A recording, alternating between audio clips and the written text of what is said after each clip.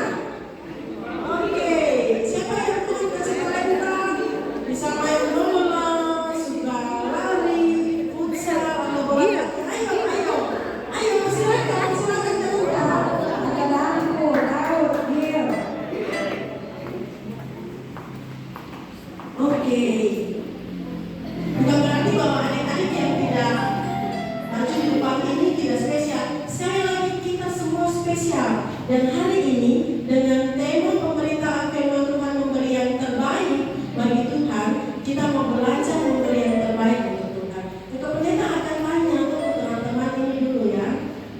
Mulai dari adik-adik yang membuat ukulele. Senyum dulu, semua senyum dulu, senyum. Senyum dulu, senyum.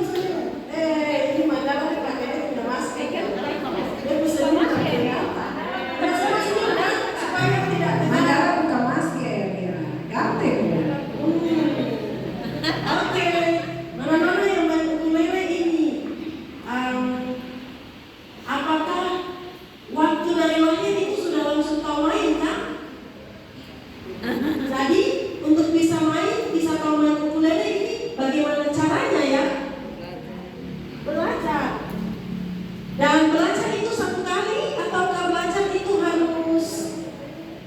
Latihan berulang kali. Bagaimana betul latihan berulang kali? Jadi adik-adik, teman-teman kita ini bisa main ukulele bukan karena dari lahir langsung pas keluar dari mama punya perut langsung bisa main ukulele, tapi semua mengasah karena mereka senang dengan alat musik, mereka spesial, maka mereka mengasah kemampuan mereka dan bisa latihan sampai jari-jari itu juga sakit-sakit. Kemudian tak kasih tahu mereka baru belajar main ukulele juga ya. Ternyata itu tidak semudah yang kita lihat, yang kita dengar, yang kita pikirkan. Semua perlu proses. Nah sekarang kita kasih pertanyaan yang terakhir. Mau bermain ukulele ini untuk apa? Memuji Tuhan. Untuk memuji Tuhan. Terima kasih tepuk tangan untuk teman-teman. Kita dengarkan yang bermain bola. Dari kecil dari lahir sudah bisa main bola kan? Terus main bola itu caranya bagaimana?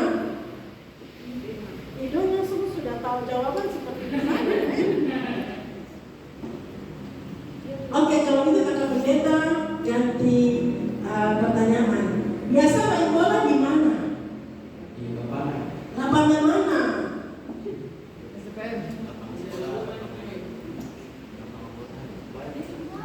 Banyak. Pokoknya yang ada tempat besar untuk bisa main ya?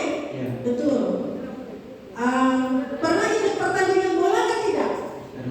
Karena Pernah. Terus dapat juara, dapat hasil bagaimana? Tidak juara tidak apa-apa, tapi senang. Main bola untuk apa? Supaya apa?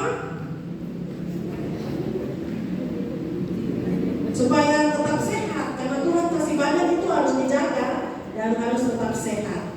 Oke, adik-adik tepuk tangan semua dan terima kasih untuk adik-adik yang punya bakat-bakat di olahraga. Silakan duduk, dan adik-adik yang manis-manis yang punya bakat di musik bermain ukulele.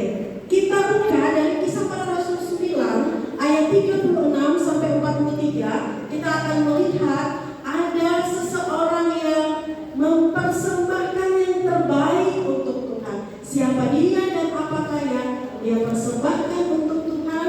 Kita baca pertama Kisah Para Rasul pasal 9 ayat 36 sampai 43. Kata pendeta akan membaca judul perikop dan ayat 36 sampai 43. Kita semua baca bersama-sama ya. Oke, firman Tuhan dalam perikop Petrus menyebutkan dari Kisah Para Rasul pasal 9. Kita baca tentang Dorcas atau Tabita yang semasa hidupnya selalu menolong para janda dengan membuat baju, dengan mencari baju untuk mereka. Kemudian ketika Dorcas mati, semua orang di kota itu menjadi sedih, menangis pasti ya. Kalau ada orang yang selalu tolong kita, kemudian orang itu meninggal, semua orang dari berbagai tempat datang, Transbunga juga banyak sekali orang menangis karena orang baik itu sudah pergi begitu. Nah, Petrus kemudian dipanggil untuk datang, diminta untuk datang di Yope untuk membangkitkan Dorcas. Dan apakah Dorcas dibangkitkan? Bisa dibangkitkan? Siapa yang membangkitkan? Tuhan melalui Petrus. Kita manusia seperti Petrus juga tidak bisa membangkitkan, tapi di dalam kitab Kisah Para Rasul itu sebuah kitab yang berbicara tentang perbuatan-perbuatan Roh Kudus melalui para rasul. Oleh kuasa Roh Kudus, Petrus bisa membangkitkan Dorcas, dan kemudian apa yang menjadi kisah Dorcas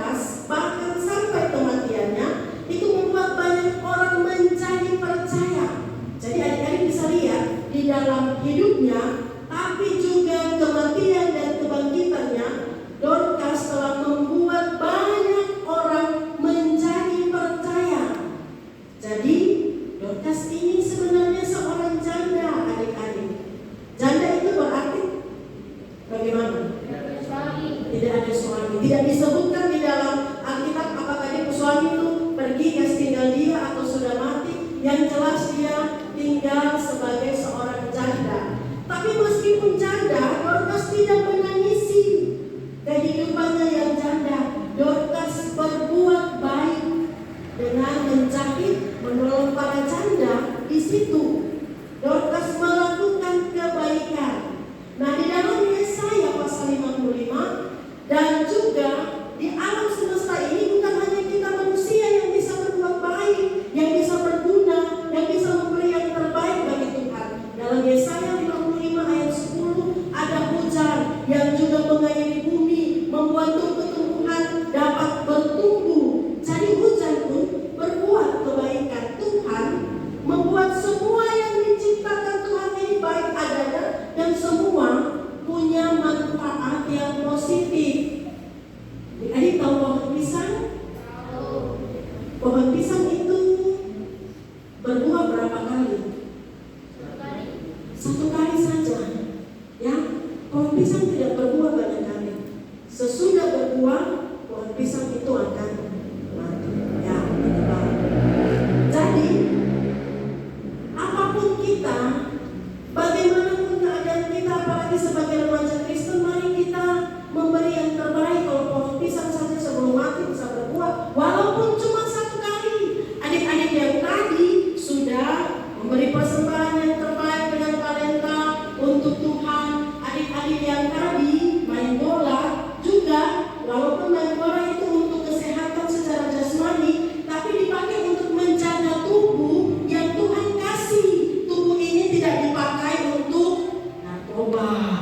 Tubuh ini tidak dipakai untuk pisah-pisah dan aibon. Tubuh ini tidak dipakai untuk merokok yang merusak baik Allah, tapi dipakai untuk melakukan olahraga-olahraga yang bisa menyehatkan badan. Jadi mari kita memberi yang terbaik. Adik-adik, persembahan kita dalam bulan doa Alkitab ini juga akan dipersembahkan bagi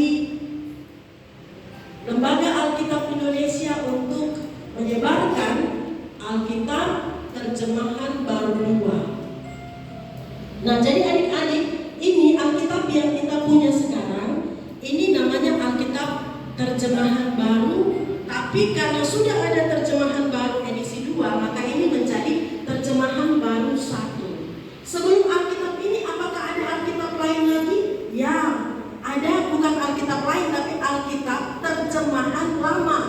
Yang kalau nenek-nenek dan tete dong punya Alkitab yang dulu itu, adik-adik, itu kan dia punya ejaannya masih pakai ejaan lama. Doloi, toh, terus apa? Jang untuk yang. Nah, firman Tuhan ini disebarluaskan di seluruh dunia dan mengikuti juga perkembangan ejaan yang disempurnakan di dalam bahasa Indonesia. Di Indonesia, lembaga yang mengurus itu namanya Lembaga Alkitab Indonesia. Jadi kalau adik-adik buka di dalam Alkitab adik-adik itu ada di sini tertulis Lembaga Alkitab Indonesia. Ini lembaga yang mencetak Alkitab, melakukan penerjemahan Alkitab ke dalam bahasa Indonesia, kemudian dari Alkitab terjemahan lama, kemudian sekarang ini yang Alkitab terjemahan baru 2, TB2 yang sudah diluncurkan, tetapi belum semua orang bisa punya Alkitab.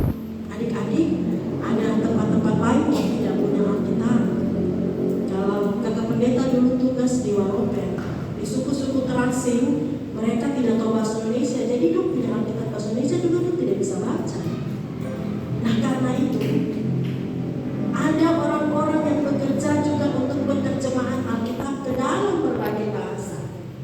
Ini contohnya salah satu terjemahan Alkitab dalam bahasa Waropen. Kitab Injil Lukas. Adik-adik tahu kitab Injil Lukas ini? Coba bisa buka berapa pasal kitab Injil Lukas?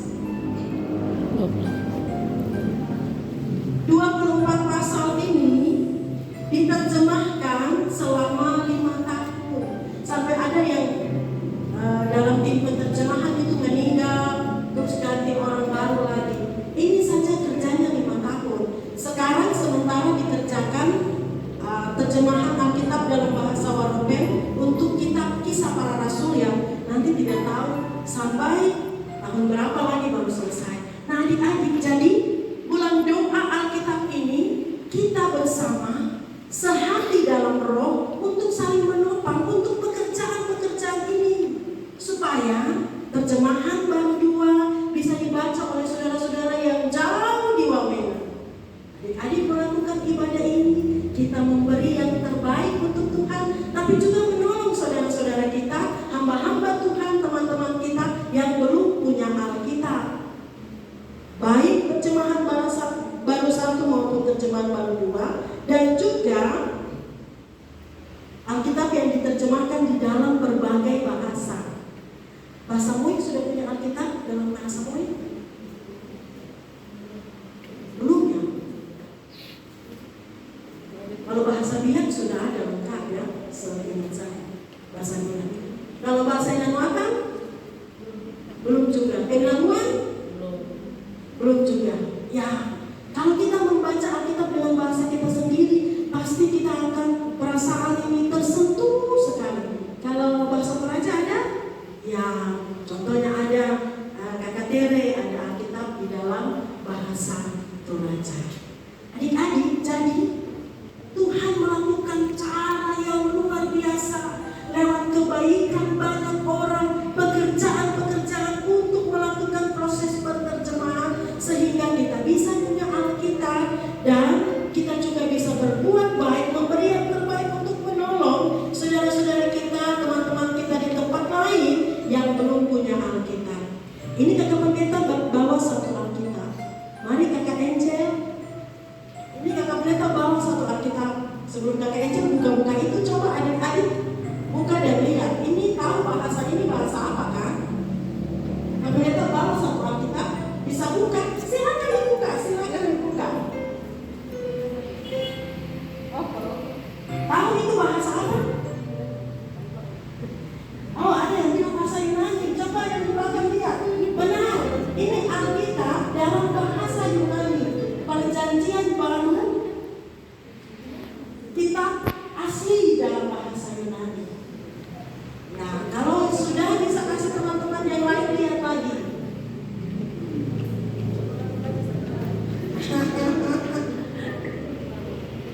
Ya, itu Alkitab dalam bahasa Yunani untuk perjanjian baru, teks asli bahasa Yunani.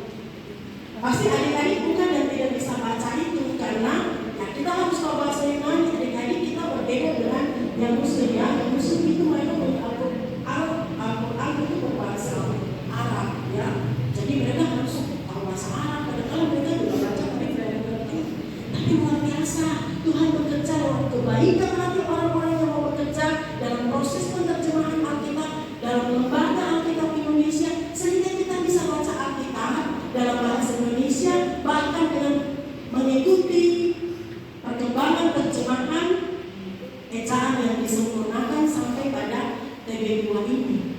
Dan kita juga bersyukur Alkitab diterjemahkan ke dalam berbagai bahasa, sehingga kita tidak perlu belajar bahasa Inggris atau bahasa Yunani atau bahasa Ibrani untuk tahu tentang kebaikan Tuhan Yesus. Luar biasa. Jadi dalam hari doa Alkitab ini kita menolong.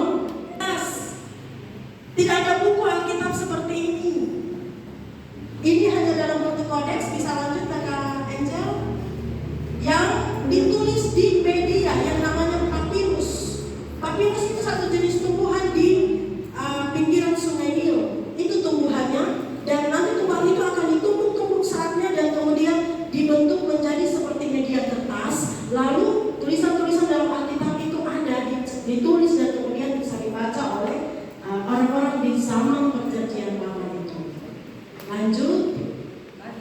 Juga ada yang ditulis di batu. Dulu orang-orang tua kita ya pernah, karena belum ada buku tulis, mereka pakai media batu. Alkitab juga ada dalam di batu, di tanah liat medianya. Kemudian bisa lanjut lagi. Ada bahan lainnya, papan, batu mulia. Pimpling, lanjut. Nah ini kakak pendeta ada di Museum Alkitab, namanya Museum Johannes Gutenberg di Jerman. Itu Johannes Gutenberg itu orang yang pertama kali menemukan kertas. Jadi Alkitab pertama kali dicetak dan namanya diabadikan di sebagai satu universitas yang terkenal di Jerman, Universitas Johannes Gutenberg, dan dia punya museum Alkitab di situ. Itu gulungan-gulungan Alkitab dari zaman yang tua sekali. Bisa lanjut? Ya ini Alkitab versi cetak yang pertama. Tebal-tebal sekali, ale. Lanjut lagi. Ya ini mesin cetak Alkitab zaman dulu. Jadi dicetak waktu pertama kali, tapi ini bukan mesin cetak yang pertama ya yang ditemukan, tapi ini mesin cetak yang masih ada di Museum Johannes Gutenberg itu. Kemudian lanjut. Nah ini Alkitab terkecil di dunia yang kakak pendeta sedang pegang. Adik-adik bisa lihat kan? Tahu kan itu ukuran kecil begini, ale. Dan untuk kita mau baca harus pakai kaca pembesar. Tapi semuanya muat. Kejadian sampai Wahyu dengan bahasa Indonesia, bahasa Inggris, ada semua di sini. Seperti plastik saja sebesar ini. Ya itu ada di punya itu di sekolah. Kita dapat disebarluaskan. Tuhan menolong hari ini ketika kita sudah beribadah dalam ibadah hari doa kita menolong semua proses yang berlangsung dari dulu kala dan akan terus berlangsung. Firman Allah yang kekal dari Allah kita yang kekal akan terus disebarluaskan, nama Tuhan semakin dimuliakan.